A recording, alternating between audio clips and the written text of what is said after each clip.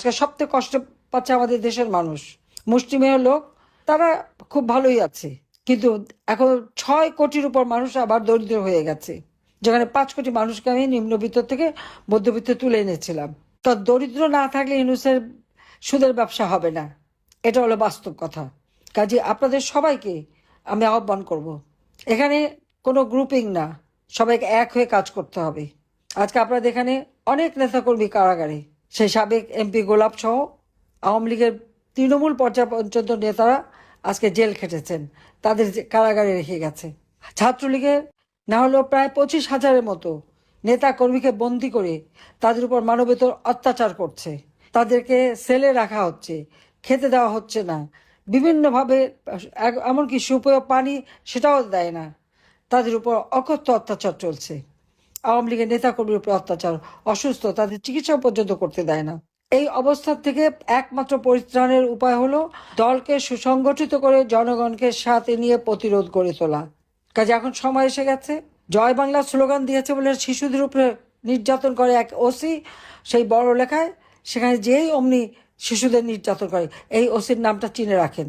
যারা অত্যাচার করছে তাদের প্রত্যেককে চিনে রাখতে হবে, সকল ছবি সংগ্রহ করে রাখতে হবে। কাজে এদের বিচার আমরা করব।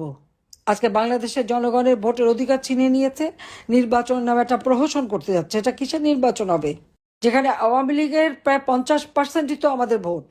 এদেরকে বাদ রেখে কার ভোট করতে চায় তারা, সেটাই প্রশ্ন।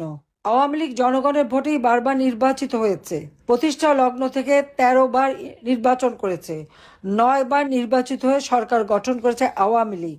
এটা তাদের মনে রাখা উচিত। কাজে এই দল জনগণের দল, জনগণই আমাদের শক্তি।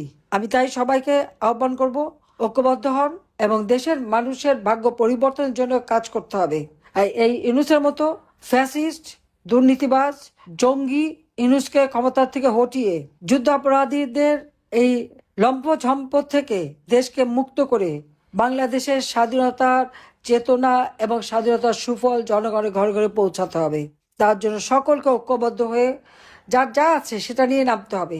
তার মেটিকুলাস ডিজাইনের মাধ্যমে চক্রান্ত করে, তার মাস্টার মাইন্ড দিয়ে সে আমাকে ক্ষমতাচ্যুত করে ক্ষমতা দখল করেছে।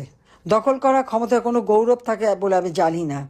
অসাংবিধানিকভাবে, অবৈধভাবে ক্ষমতা দখল করে আজকে তার কাজ একটাই, বাংলাদেশকে ধ্বংস করা।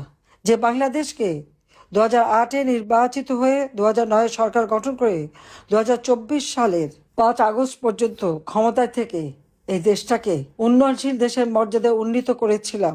দারিদ্র্যের হার 18.7% নামিয়েছিলাম, হত দরিদ্রের হার